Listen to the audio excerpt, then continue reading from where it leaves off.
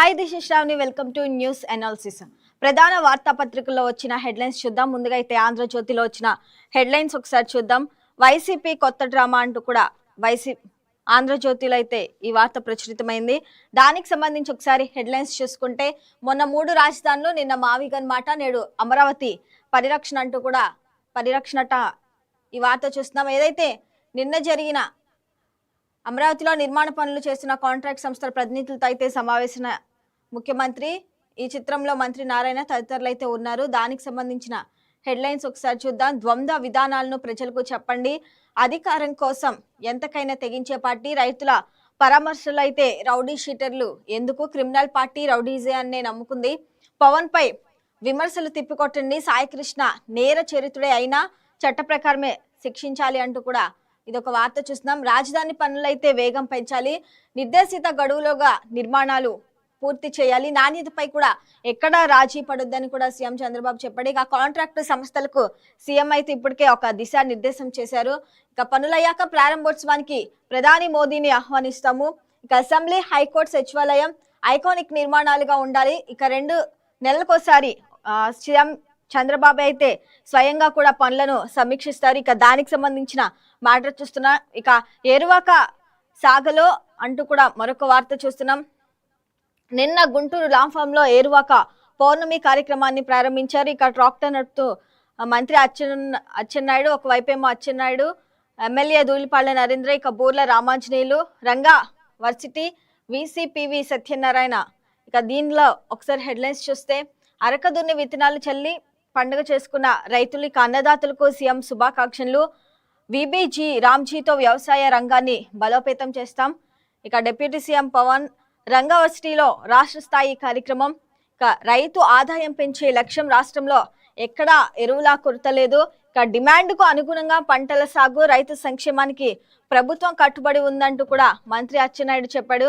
ఇక జ్యేష్ఠ పౌర్ణమిని పురస్కరించుకొని ఇక సోమవారం రాష్ట్ర వ్యాప్తంగా ఏరువాక ఉత్సవాన్ని రైతులు ఘనంగా జరుపుకున్నారు. నైరుతి రుతుపవనాల ప్రభావంతో కురుస్తున్న వర్షాలతో అయితే ఖరీఫ్ సాగుకు శ్రీకారం చుడుతూ రైతులు ఎద్దులకు అరకలు కట్టి ట్రాక్టర్తో పొలాలు అయితే దున్ని పంటలు దండిగా పండాలని కోరుకుంటూ విత్తనాలు చల్లారు. గ్రామాల్లో రైతులు అలాగే గ్రామ దేవతలకు నీరు పోసి ఎడ్ల జతలు ట్రాక్టర్తో ఊరేగింపుగా పొలాలకు వెళ్లి ఏరువాక సాగారు. ఇక మరొక వార్త చూస్తే, ఇక మావిగన్ మారుచీలకు రాజధానిలో పనేంటి అంటూ కూడా ఈ వార్త చూస్తున్నాం. అమరావతి రైతులు శాంతి కాముకులు, రాళ్లు రప్పలు వేయడం తెలీదు, సంక్షేమ బోర్డు చైర్మన్ బాలకోటయ్య. ఇక గుండాలను అడుగు పెట్టనీయమంటూ కూడా నిన్న జరిగిన సమావేశంలో అయితే మాట్లాడటం జరిగింది. ఇక అమరావతిని కాపాడుకోవాలంటూ కూడా నినాదాలు చేస్తూ పోతుల బాలకోటయ్య రాజధాని ఉద్యమ రైతులతో అయితే మాట్లాడటం జరిగింది. ఏదైతే మరొక వార్త మనం చూస్తే, ఇక విజయవాడలో లాకప్ డెత్ కేసులు అయితే నిన్న లొంగిపోయారు. ఇక స్టేషన్ కు వస్తున్న హెడ్ కానిస్టేబుల్ అశోక్, నాని కూడా లొంగిపోయారు. ఈ కేసులో సాయికృష్ణ కేసులో 2 లొంగుబాటు. ఇక ఏసీపీ ఎదుట ఎస్సీలో అశోక్, నాని హాజరు, సిట్ కార్యాలయానికి అప్పగించిన ఏసీపీ. ఇక 3 రోజులుగా 2 అజ్ఞాతంలో కేసులో నిందితులుగా చేర్చిన సిట్. ఇక ప్రోటీన్ ఫుడ్, గుడ్డు బెడ్ అంటూ కూడా మరొక వార్త చూస్తున్నాం. ఇక అనంతబాబుకు రోజుకు 2400 నుంచి 2500 వరకు హై క్వాలిటీ ఫుడ్, 80 గ్రాముల వరకు హై ప్రోటీన్ డైట్. ఇక జైల్లో గట్టి పరుపు, సర్వైకల్ దిండు భోజనంతో ఉడికించిన గుడ్లైతే తప్పనిసరి. ఇక ఎమ్మెల్సీ ఆరోగ్యంపై కోర్టుకు వైద్యుల నివేదిక అయితే ఇవ్వటం జరిగింది. దానికి సంబంధించిన వార్త. మరొక వార్త చూస్తే, పవన్ కు తక్షణం శస్త్రచికిత్స అవసరం. ఇంకా ముంబైలో అయితే నిన్న టెస్టులు చేయించుకోవడం జరిగింది. ఇంకా ముంబై అంబానీ ఆసుపత్రి వైద్యుల నిర్ధారణ, భుజ కండరాలకు గాయాలే కారణం. ఇక 2 భుజాలకైతే కండరాలకు సంబంధించి కొంత రెస్ట్ కావాలి. ఇక సోమవారం వైద్య పరీక్షల కోసం ముంబై చేరుకున్న డిప్యూటీ సీఎం పవన్ కళ్యాణ్. దానికి సంబంధించి ఇక ఎస్సీబీ దూకుడు అంటూ కూడా మరొక వార్త చూస్తున్నాం. రాష్ట్రంలో 6 నెలల్లో 78 మంది అరెస్ట్. ఒకసారి ఇందులో హెడ్లైన్స్ చూస్తే, లంచం తీసుకుంటూ రెడ్ హ్యాండెడ్ గా 60 మంది, 13 మంది అవినీతి తిమింగలాలు అయితే జైలు పాలు. ఇక కేసులో విశాఖ టాప్, తర్వాత కర్నూలు, అనంత. ఆకస్మిక తనిఖీలు పెరిగిన శిక్షలతో అక్రమార్కుల బెంబేలు అంటూ కూడా ఈ వార్త చూస్తున్నాం. ఒకసారి దీనికి సంబంధించిన మ్యాటర్ చూస్తే, ఏడాది అవినీతి నిరోధక శాఖ దూకుడు పెంచింది. ఇక రాష్ట్రంలో దాదాపుగా ప్రతి 2 రోజులకోసారి ఎక్కడో ఒక చోట లంచం తీసుకుంటూ అవినీతి అధికారులను రెడ్ హ్యాండెడ్ గా పట్టుకుంటుంది. జనవరి నుంచి జూన్ వరకు రాష్ట్ర వ్యాప్తంగా 78కి పైగా అయితే కేసులు నమోదు చేసి రికార్డు సృష్టించింది. నెలకు 10కి తగ్గకుండా ఏసీబీ అధికారులు ట్రాప్ కేసులు నమోదు చేస్తున్నారు. 6 నెలల్లో 13 మంది అవినీతి తిమింగలాల్ని అక్రమాస్తుల కేసులు అయితే జైలుకు పంపారు. ఏ ప్రభుత్వ అధికారి లంచం అడిగినా కూడా తమకు ఫిర్యాదు చేస్తే చాలు రెడ్ హ్యాండెడ్ గా పట్టుకుంటామని భరోసా ఇస్తున్నారు. ఇక సబ్ రిజిస్టర్ కార్యాలయాలు, మున్సిపాలిటీలు అయితే అవినీతి ఎక్కువ జరుగుతుంది. ఇక దానికి సంబంధించి కూడా ఈ వార్త చూస్తున్నాం. ప్రస్తుతం ఉన్న సీట్లతోనే సరి అంటూ కూడా మరొక వార్త చూస్తున్నాం. ఒకసారి ఇందులో హెడ్లైన్స్ చూస్తే ఉన్నత విద్యా కోర్సుల్లో పెంపు లేదు. పాలిటెక్నిక్ లో 4300, బీటెక్ లో 6000 సీట్ల పెంపునకు ఏఐసిటిఈ అనుమతి. ఇక కానీ స్థాయిలో పెంపునకు సర్కార్ నో. ఇంజనీరింగ్ లో అదే విధంగా అమలు. డిగ్రీలోనూ ఇంతే స్పష్టం చేసిన విద్యాశాఖ. 1,00,000 సీట్లో మిగిలిపోతుండమే కారణం అంటూ కూడా ఇది చూస్తున్నాము. ఉన్నత విద్యా కోర్సుల సీట్ల పెంపు విషయంలో అయితే విద్యాశాఖ కీలక నిర్ణయం తీసుకుంది. ఇంజనీరింగ్, డిగ్రీ, పాలిటెక్నిక్ కోర్సుల సీట్ల పెంపునకు అనుమతి ఇవ్వకూడదని, ప్రస్తుతం ఉన్న సీట్లతోనే విద్యార్థుల్ని కొనసాగించాలని నిర్ణయించింది. ఇప్పటికే ఏఐసిటిఈ నుంచి అనుమతులు వచ్చిన కోర్సుల్లోనూ కౌన్సిలింగ్ లో చేర్చలేదు. 2025-26 విద్యా సంవత్సరంలో ఉన్న సీట్లనే కొనసాగించాలని కూడా స్పష్టం చేసింది. దానికి సంబంధించి ఇక చంపి మృతదేహాలను బైక్ పై కట్టేసి ఉప్పుటేరులో శవాలై తేలిన మామ అల్లుళ్ళు. కృష్ణా జిల్లా జంట హత్యల్లో కలకలం. అనుమానాస్పద మృతిగా కేసు నమోదంటూ కూడా ఈ వార్త చూస్తున్నాము. ఇక 804.63 కోట్లతో 98 వంతెనలు పునర్నిర్మాణం. దానికి సంబంధించిన వార్త అది. మొన్న ఉద్వేగం, నేడు ఉత్సాహం అంటూ కూడా ఇక్కడ మరొక వార్త చూస్తున్నాం. వెలిగొండ నిర్వాసితుల ఖాతాల్లో పడిన పరిహారం 2351 మందికి 300 కోట్ల జమ. సీఎం చిత్రపటానికి పాలాభిషేకం అంటూ కూడా ఈ వార్త చూస్తున్నాం. 3 దశాబ్దాల కళ నెరవేరింది. వెలిగొండ ప్రాజెక్టు నిర్వాసితులకైతే పరిహారం అందింది. వారి వ్యక్తిగత ఖాతాలో సోమవారం నగదు జమ కావడంతో వారి ఆనందానికి అవధులు లేవు. నిర్వాసితులకు పరిహారం కోసం 905 కోట్లు ఇస్తామని చెప్పి కూటమి ప్రభుత్వం చెప్పడం జరిగింది. ఇక ఆ విధంగానే ఆ కళ నెరవేరటం జరిగింది. ఇక నిర్వాసితులకైతే నిన్నైతే డబ్బులు జమ కావటంతో ఆనందం వ్యక్తం చేస్తున్నారు. అలాగే సీఎం చిత్రపటానికి పాలాభిషేకం చేస్తున్నారు. దానికి సంబంధించిన వార్త ఇది. ఇక టాపర్లే బ్రాండ్ అంబాసిడర్లుగా అయితే లోకేష్ మాట్లాడటం జరిగింది. ఇక షైనింగ్ స్టార్స్ కార్యక్రమంలో అయితే నారా లోకేష్ మాట్లాడటం జరిగింది. ఒకసారి దానికి సంబంధించిన హెడ్లైన్స్ చూద్దాం. మీరు పరీక్షలు రాసేటప్పుడు నేను టెన్షన్ పడ్డాను. మీకు మార్కులు తక్కువ వస్తే నా పదవి పీకేసేవారు. ఇక విద్యార్థులు రాజకీయాల్లోకి రావాలి. పాఠశాలలో ఒక్క విద్యార్థిపై 1,00,000 ఖర్చు. ప్రతి నియోజకవర్గంలో ఒక లీప్ స్కూలు. ఏఐ విప్లవంతో భారీగా ఉద్యోగాలు వస్తాయి. అందుకు అందరూ సన్నద్ధంగా ఉండాలి. షైనింగ్ స్టార్స్ కార్యక్రమంలో లోకేష్ పిలుపు.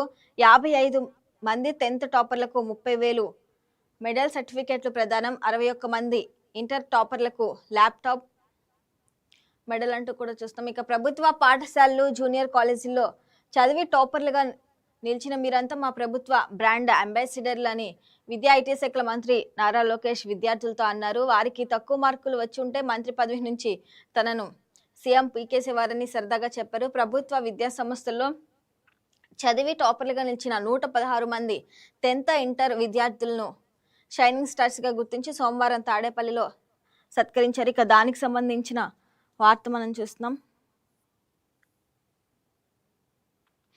ఇక భారీగా పరిశ్రమలకు ఆకర్షించాలి అంటూ కూడా ఇక్కడ మరొక వార్త చూస్తున్నాం. ఆంధ్రజ్యోతిలో నవంబర్ 12, 13 తేదీల్లో విశాఖలో సిఐఐ భాగస్వామ్య సదస్సు. ఇక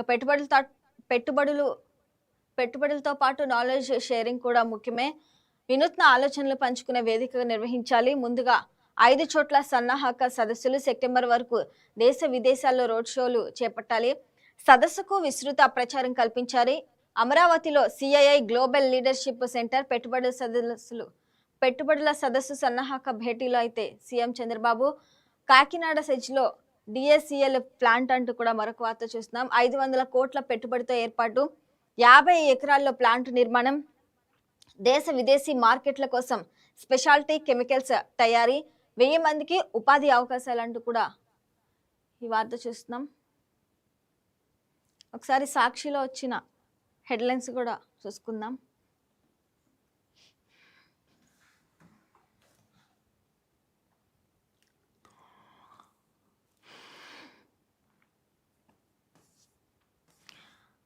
మల్లన్నకి మోసం అంటూ కూడా సాక్షిలో ఈ వార్త ప్రచురితమైంది. ఒకసారి దీనికి సంబంధించిన హెడ్లైన్స్ చూద్దాం. రాయలసీమలోని ప్రసిద్ధ శైవక్షేత్రం మల్లయ్య కొండల్లో మైనింగ్ కు చంద్రబాబు సర్కార్ పచ్చజంట అంటూ కూడా ఈ వార్త ప్రచురితమైంది.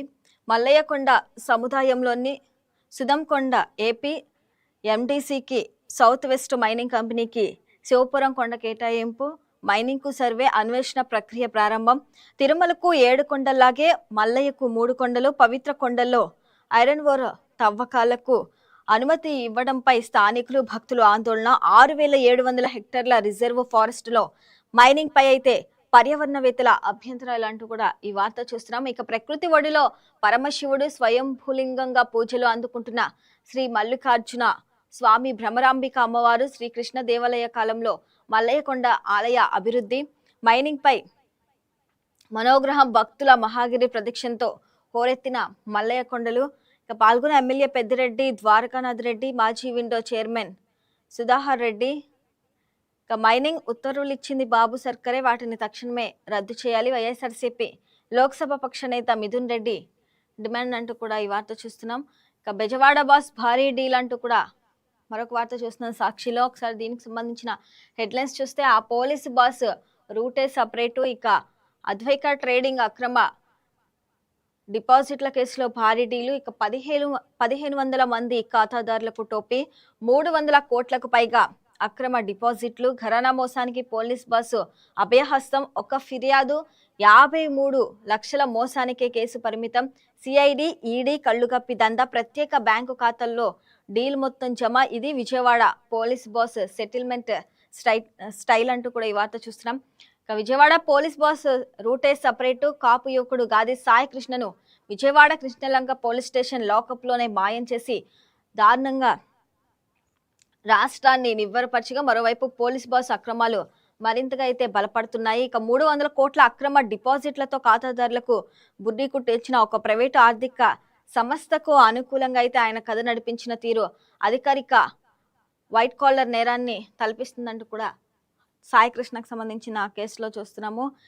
మరొక వార్త కానీ మనం చూస్తే 2 ఏళ్లైన డిఏ ఐఆర్ ఊసేలేదంటూ కూడా ఈ వార్త చూస్తున్నాం. ఒకసారి దీనికి సంబంధించిన హెడ్లైన్స్ చూస్తే పిఆర్సీ కమిటీని కూడా ఇప్పటి వరకు నియమించలేదు, పెన్షనర్లకు డిఏ బకాయిలు రావటం లేదు, ఉద్యోగులకు 7,000 కోట్లు సరెండర్ లీవులు బకాయిలు ఇవ్వాలి. ఇక ప్రభుత్వ ఉద్యోగుల సమస్యలపై బాబు సర్కార్ నిర్లక్ష్య ధోరణి. జూలై 12న శ్రీకాకుళంలో, 21న అనంతపురంలో, ఆ తర్వాత అన్ని ఉమ్మడి జిల్లాలో ఉద్యమ సన్నద్ధ సభలు.